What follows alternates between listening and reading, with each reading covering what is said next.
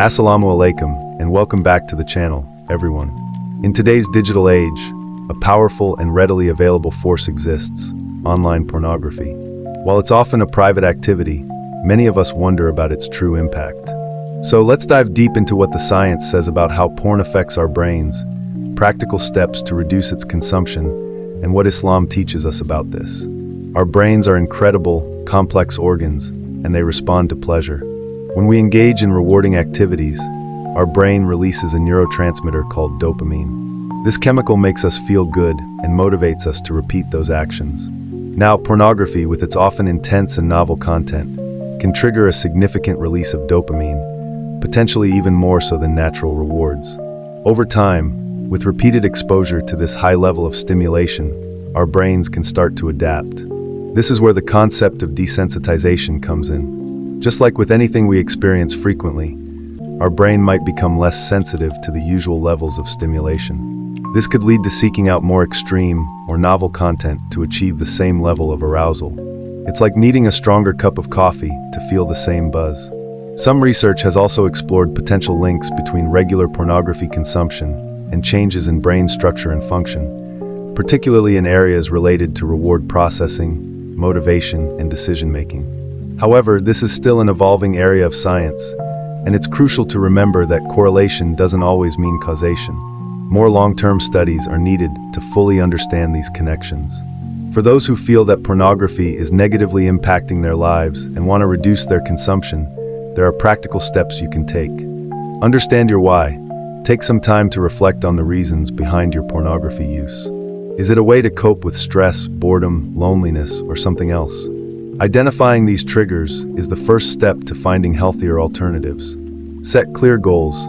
Decide how much you want to reduce your consumption and set realistic, achievable goals.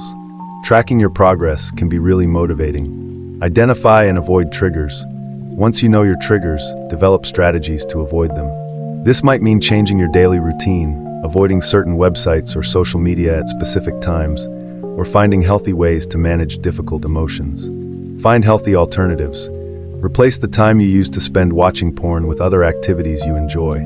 This could be exercise, hobbies, spending time with loved ones, reading, or anything that brings you genuine fulfillment.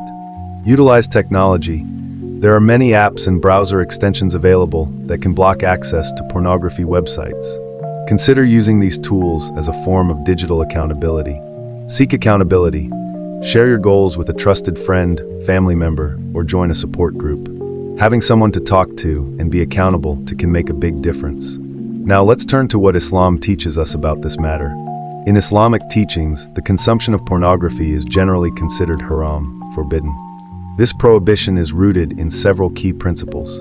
Lowering the gaze, Gad al-Basar, the Quran in Surah An-Nur 24:30-31, commands believing men and women to lower their gaze and guard their chastity. Intentionally looking at sexually suggestive and arousing content clearly goes against this divine instruction. Protecting modesty and chastity.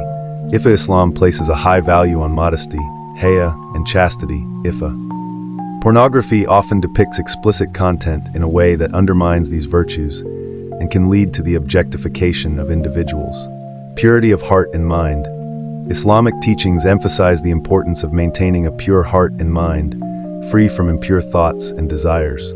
Engaging with explicit material can corrupt the heart and distract from spiritual growth and remembrance of Allah. Sanctity of marriage. Islam emphasizes the importance of marriage and fulfilling one's spouse's needs within that sacred bond. Reliance on pornography can create unrealistic expectations and potentially lead to dissatisfaction within the marital relationship. Regarding punishment in Islam, the Quran and Sunnah, prophetic traditions, do outline consequences for various sins.